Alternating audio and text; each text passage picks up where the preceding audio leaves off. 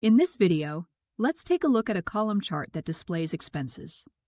The dollar amounts are quite large, ranging from $900,000 to $1.5 million in 2021. As a result, the y-axis looks a bit cluttered, with extra zeros making it harder to read. Let's explore a simple way to improve clarity and make the chart more visually effective. To start, click on the chart and go to the Chart menu.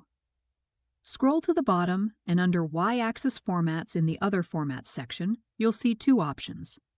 One formats the Y-axis for values in the thousands, and the other formats it for values in the millions. This is the one we'll use here. Alternatively, you could choose an option for amounts in the hundreds, scaling up to the thousands, but we'll go with the first one.